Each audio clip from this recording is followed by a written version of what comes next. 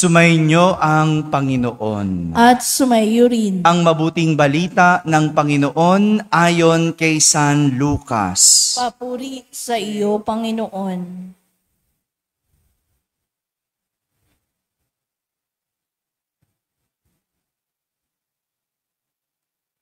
Noong panahong iyon, sinabi ni Jesus sa kanyang mga alagad, "Sinasabi ko sa inyo, mga nakikinig, ibigin ninyo ang inyong mga kaaway. Gawan ninyo ng mabuti ang mga napopoot sa inyo. Pagpapalain ninyo ang mga sumusumpa sa inyo. Idalangin ninyo ang mga umaapi sa inyo. Kapag sinampal ka sa isang pisngi, iharap mo rin ang kabila. Kapag inagaw ang iyong balabal, ibigay mo pati ang iyong baro. Bigyan mo ang bawat nang hihingi sa iyo, at kung may kumuha sa iyong ari-arian, ay huwag mo nang bawiin ang mga iyon. Gawin ninyo sa iba ang ibig ninyong gawin nila sa inyo. Kung ang iibigin lamang ninyo ay ang mga umiibig sa inyo, ano pang gantimpala ang inyong hinihintay? Kahit ang mga makasalanan ay umiibig din sa mga umiibig sa kanila. At kung ang gagawan lamang ninyo ng mabuti ang gumagawa sa inyo ng mabuti, ano pang gantimpala ang inyong hihintayin? Kahit ang mga makasalanan ay gumagawa rin nito. Kung ang pahihiramin lamang ninyo ay ang mga taong inaasahan ninyong makababayad sa inyo, ano pang gantimpala ang inyong hihintayin? Kahit ang mga makasalanan ay nagpapahiram ng mga makasalanan, sa pag-asang ang mga ito ay makababayad. Sa halip, ibigin ninyo ang inyong mga kaaway at gawan ninyo sila ng mabuti. Magpahiram kayo at hindi umasa sa anumang kabayaran.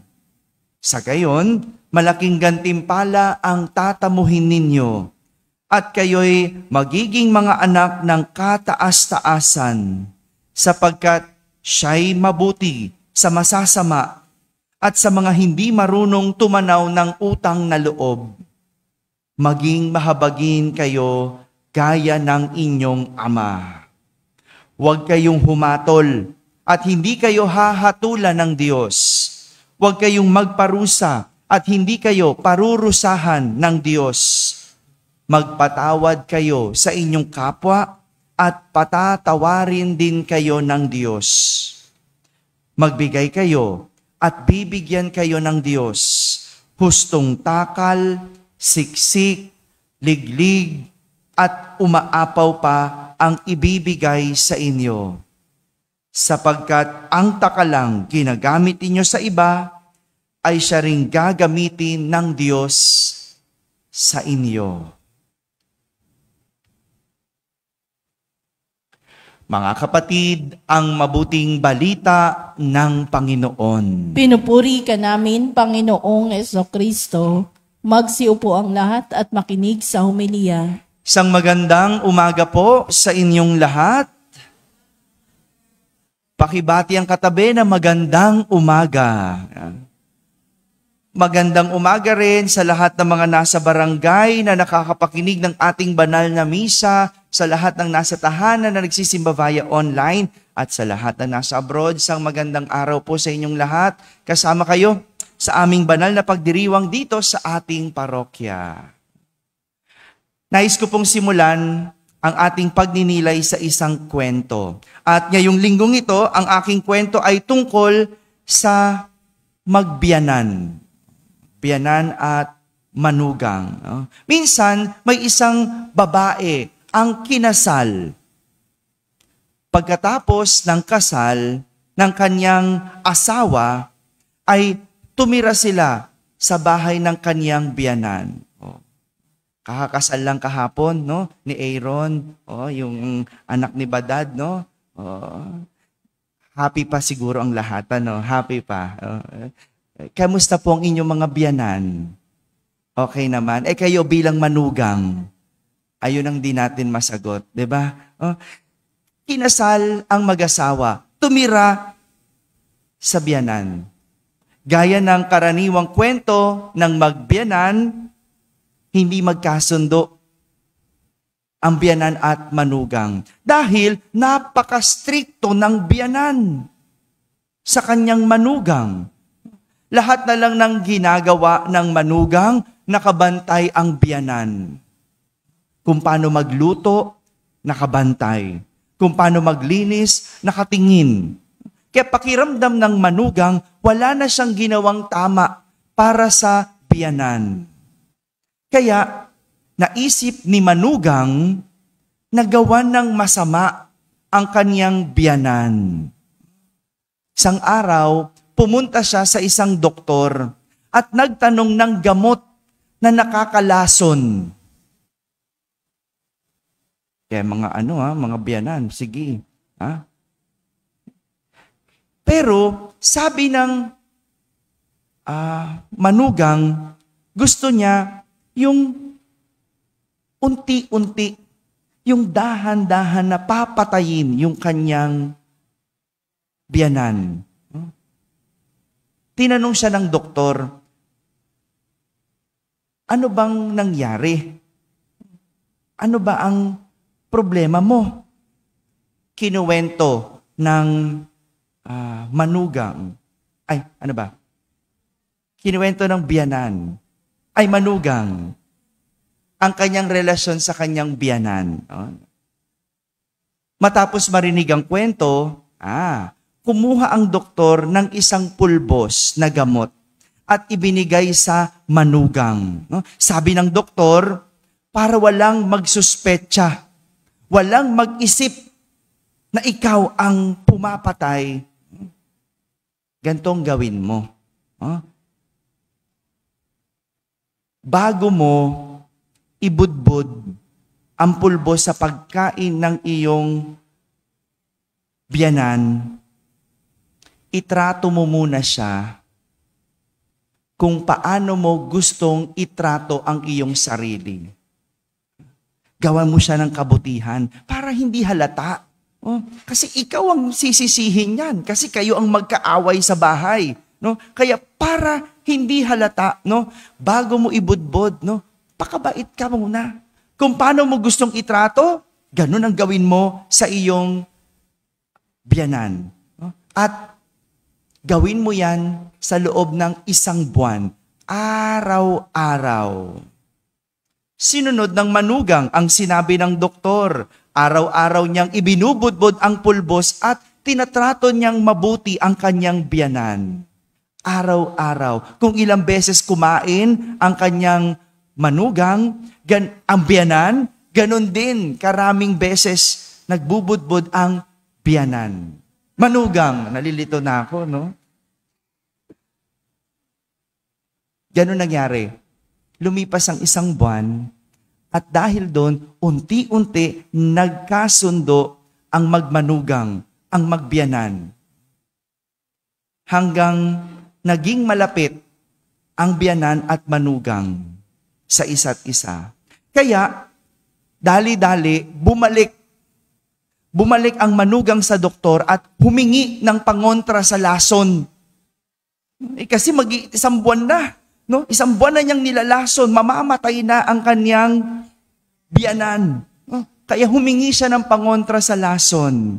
Dahil ang sabi niya sa doktor, magkasundo na sila ng kanyang biyanan.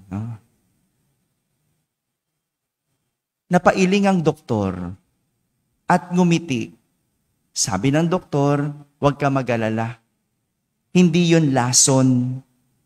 Hindi lason ang ibinigay ko sa iyo, kundi bitamina. Ang tanging lason ay ang ugali mo. Ang tanging lason ay ang ugali mo.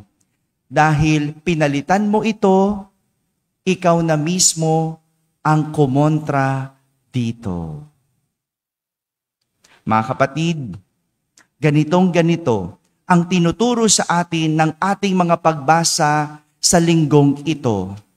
Narinig natin sa unang pagbasa ang kwento ni Haring Saul at David. Alam nyo, balikan muna natin ang kwento. Kaunti, atras tayo ng kwento. Ano ba ang nangyari sa dalawang ito? Anong pinanggagalingan ng galit ng dalawang ito? No? Sa totoo lang, ang pinanggagalingan nito ay ang selos ni Haring Saul kay David. Bakit nagsiselos? Kasi bagamat siya ang hari, mas pinupuri ng mga tao si David. Dahil sa pagliligtas niya sa kanilang bayan. Di ba dapat sinong magaling sa isang bayan? Ang hari. Sinong mas dakila sa bayan? Dapat ang hari. Pero ang pinupuri, si David. Bakit? Kasi mas maraming tinalo si David kumpara kay Haring Saul. Daan-daan lang ang tinalo ng hari. Pero si Saul, libo-libo. Libo-libo ang tinalo niya. Wala pa dito si Goliath. No? Alam niyo yung kwento ni, di ba? Goliath, di ba? Yan yun, siya yun. Si David yun. Yung higanteng si Goliath at batikang mandirigma. Wala pa dun sa bilang na iyon. Kaya naman puring-puring ng mga tao itong si David. Kaya nga, ganun na lang ang inis ng hari kay David. At sa sobrang inis at selos, pinagplanuhan niya itong patayin. Yan yung kwento. Yan yung backstory. No? Parang pakiramdam ni David, ano bang ginawa ko sa'yo? Ba't ka nagagalit sa akin? Ano bang kinasiselos mo? Ikaw ang hari. Ituloy na natin yung kwento. Ito yung unang pagbasa. Natagpuan ni David si Haring Saul sa isang kuweba kasama ang kanyang libo-libong sundalo na natutulog. Tila swerte talaga itong si David dahil imbes na siya ang mahanap, siya ang nakahanap kay Saul. Di ba ganun yun? Pag may kaaway ka, unahan na lang yan. Diba? Pag may pagkakataon at nakita mo ang iyong kaaway, anong iyong gagawin? Diba? Unahan na lang yan. Imbes na si David ang mahanap, siyang nakahanap. At ang nangyari, tulog ang kanyang kaaway. At mas malala pa nito, ang kanyang sibat. Nasaan? Nasa kanyang ulunan. Anong pwedeng gawin ng isang kaaway kung ang kaaway ay natutulog at may sibat? Sibatin mo na. No? Itarak mo na. No? Pwedeng gano'n ang ginawa ni David. Unahan si Saul. Unahang patayin. Dahil yun ang gusto rin ng mga kasama ni David. Sibatin, patayin si Saul bago pa siya unahan. Pero, ang tanging nasabi ni David sa kanyang mga kasama, huwag mong gagawin yan. Malaking kasalanan sa Panginoon ang magbuhat ng kamay sa hinirang ng Panginoon.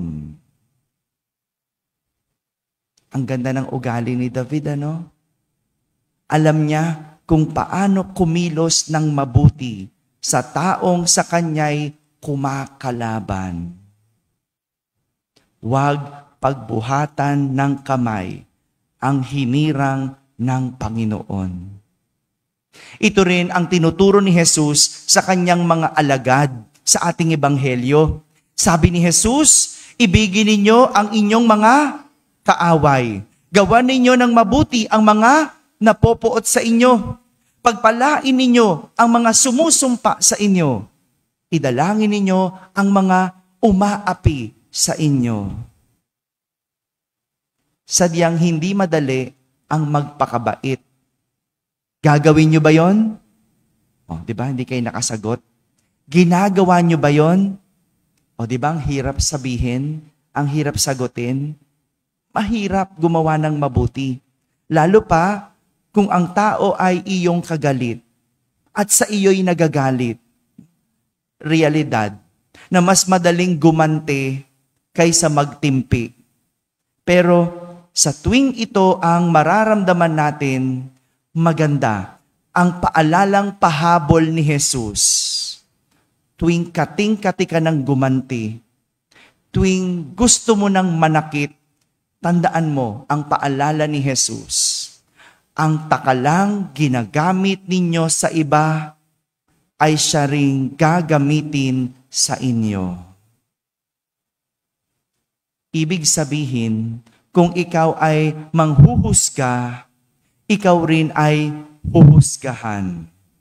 Kung maisip mong manlait, ikaw din ay lalaitin. No? Maraming ganyan, di ba? Pag nag-umpukan ang magkakaibigan, no? Ilang buhay ang sinisira ninyo. Tandaan ninyo, yung paninirang ginagawa ninyo, gagawin din sa inyo. Kung ikaw ay hindi makapagpatawad, tandaan mo, ikaw din ay hindi patatawarin. Kung ikaw ay mananakit, ikaw din ay sasaktan. Ito ang kahulugan ng ginintoang aral. Ano yung ginintoang aral? Gawin ninyo sa iba ang ibig ninyong gawin nila sa inyo. Dahil ang taong kokontra at hindi susunod sa ginintoang aral, sigurado ang dulot ay lason. Ang dulot ay lason. Mga kapatid, ang ating kaaway, ang magtuturo sa atin magpakabanal sa buhay. Tandaan nyo yan. Yan ang magtuturo sa iyong magpakabanal sa buhay. No? Kasi kung ang mabuti lang sa iyo, gagawan mo ng kabutihan, anong kabanalan mayroon doon? Kung nakakakuha ka ng kapalit, kaya yung mga kaaway ninyo, yung mga kaaway natin, sila ang magtuturo sa atin magpakabanal sa buhay. Kaya't walang banal ang nakikipag-away dahil laging nasa isip nito ay kabutihan. Kabutihan at kahit kailan hindi mag-iisip ng kasamaan. Amen? Amen. Para po sa mga gustong sumama sa ating Lenten pilgrimage, mangyari lang po magpalista at magpa-register. Ngunit, no, kailangan na natin ng bayad. No? Mag-down na lang para po kayo po ay mailista at magawa na po ang inyong t-shirt. Kaya po, bago po kayo magpalista, ihanda lang po ang inyong kahit man lang pambayad na down payment para po sigurado kami na kayo ay sasama at hindi magba-back out, no? Kaya para lang po sa kaayusan ng lahat. At yung mga bata, no, tinatanong sa akin, Father, yung bata ba may discount, may libre o ano? Kapag ang bata po ay hindi uupo sa bus, meaning kakandungin ninyo maghapon, sige po, wala pong bayad sa bus. Ang bayad lang po ay yung sa t-shirt na gagamitin. Ano po? Pero kung yung bata ay ibibilang natin sa bus o uupo, so meron po siyang bayad. No po? Para po mabayaran po natin yung bus, yung renta sa bus. Kaya yun po, ito po ay gaganapin sa March 29. Magandang regalo to sa iyong sarili dahil Jubilee Churches ang pupuntahan. Ano ibig sabihin nun? May holy door. Ano ibig sabihin ng holy door? Merong plenary indulgence. Ano ibig sabihin ng plenary indulgence? Doon ko ipaliliwanag. Sumama ka muna. Huwag kayong madaya. No? Doon natin malalaman ano ba ang kahalagahan ng plenary indulgence sa ating pananampalataya. Muli po, March 29, ang Lenten Pilgrimage sa Diocese ng San Pablo, Laguna. Pagkatapos po ng ating banal na misa, pipilang lahat para sa pagpapahid ng langis sa mga may sakit. Ang tunay na sakit at lason natin, yung masamang ugali natin. Yan ang dapat hilumin. No? Yung ba't nawala ng trabaho kasi may sakit na katamaran. Yan. Bakit lumalala ang diabetes? Yan. Kayo makakasagot. No? Yun ang unang hilumin. Yung sakit ng ugali. Itong tunay na lason natin. Kaya mamaya, pilang lahat at maaari rin kayo humalik kay Padre Pio, dahan-dahan lang po at baka mabuwal o baka matumba ang ating relikya. Kaya po, pagkatapos po ng banal na misa, papahira natin langis ang lahat ng mga may sakit. Magsitayo na po ang lahat.